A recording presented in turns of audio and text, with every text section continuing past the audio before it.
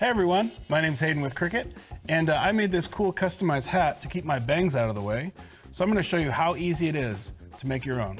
Let's make it.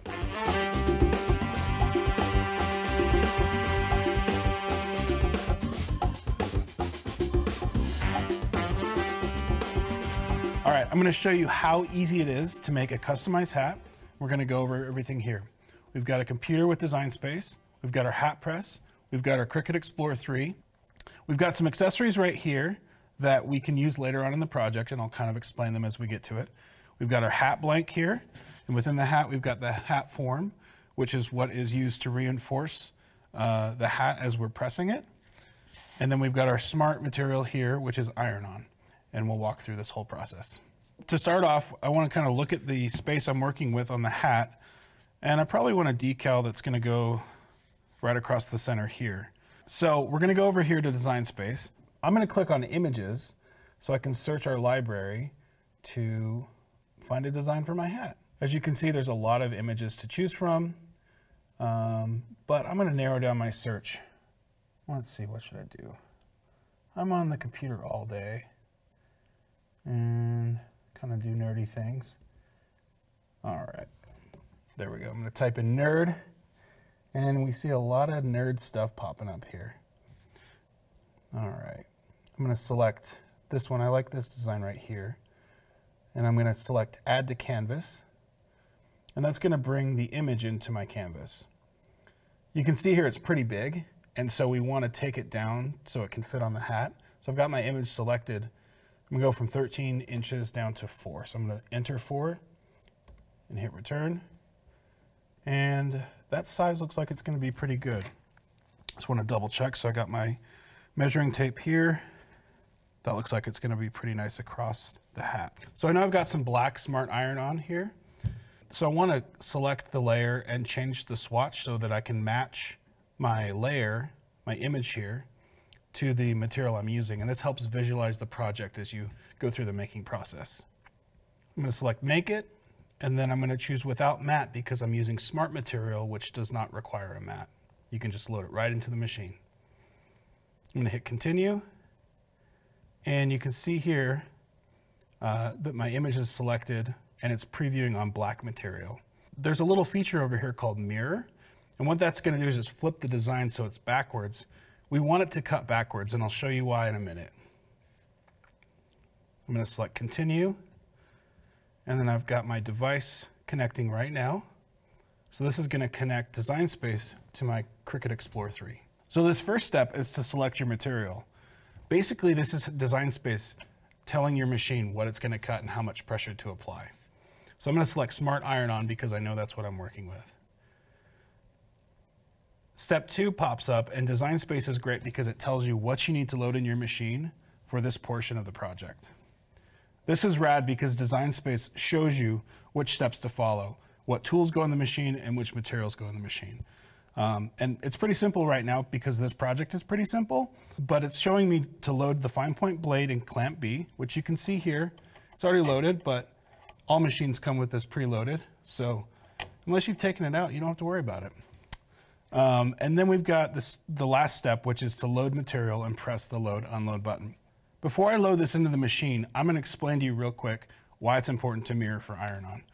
You've got a matte side and you've got a shiny side. And with iron-on, this matte side is going to be the part of the material that adheres to the fabric or adheres to the surface of whatever you're making. And the shiny side acts as a protective layer to keep your material separated from your press.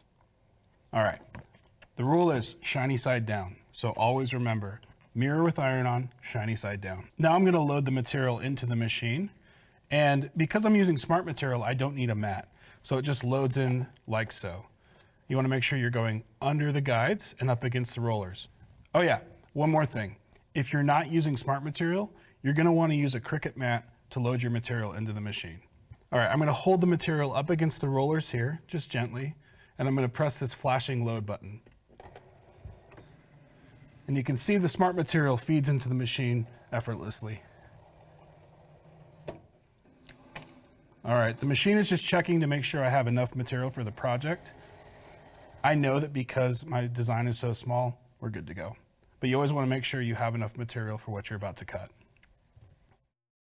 Okay, we're good to go. Design Space is telling me to press go, and over here, the go button is flashing. So let's make some magic. Well, let's make a hat. All right, we're going. Design Space is telling me it's sending the design, and it's going to start cutting.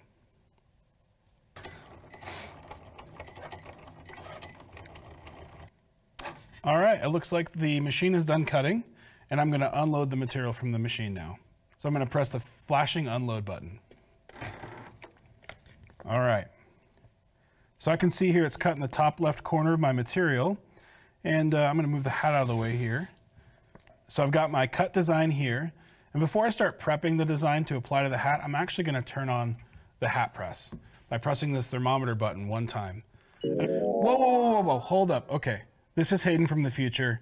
I just came back to say that I know I told you to click it one time, but the Cricut Heat app actually tells me that the heat needs to be medium. So I'm just going to press it one more time. I'm just going to take my scissors here and cut out this top corner where my design is.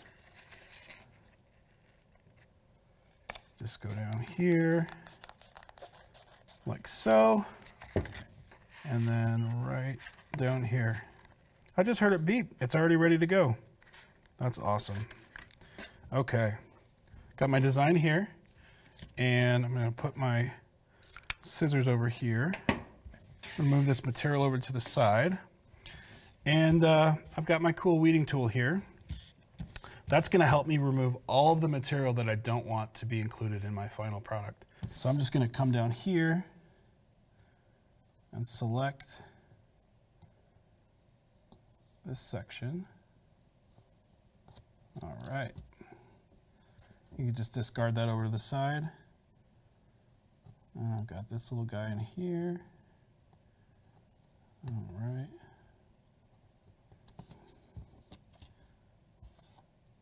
It's like watching paint dry. Okay, we've got this inner part coming out. So I'm just going to break this up. I'm going to use my hand and just pull away. All right. So this is how it cut, and this is the sticky side that's going to go on to the material. And when you flip it around and you see the protective layer, it's correct. Hey, look, it says nerd. Awesome. I'm going to trim this down a little bit, so I'm going to take my scissors again, and I'm just going to remove all this extra material so that I get a nice tight area on the hat. Okay. I'm going to flip this hat up with the hat form inside. And imagine it goes like right there.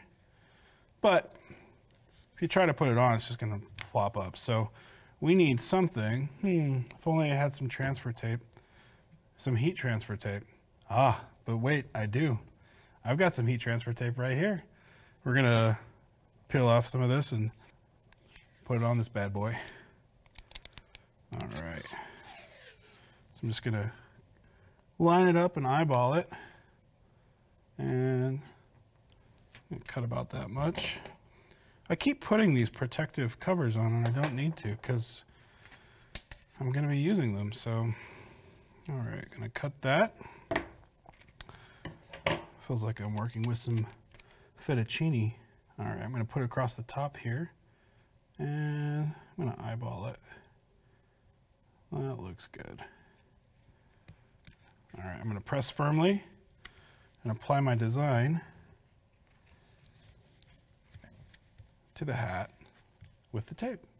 More tape, and I'm just going to go up here in the middle and apply it down. Firmly apply the tape.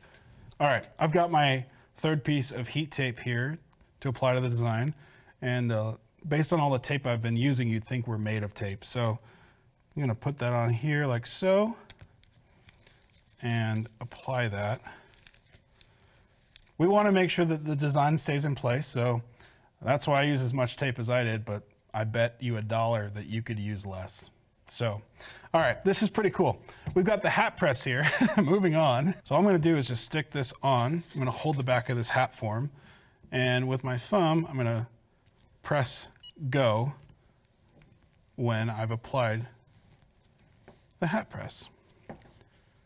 And this is just automatically gonna count down. So I'm moving back and forth in a cradling motion. Look into my eyes.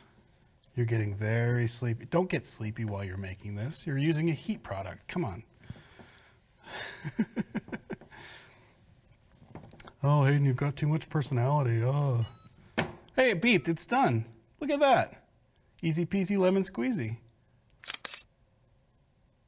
Screenshot.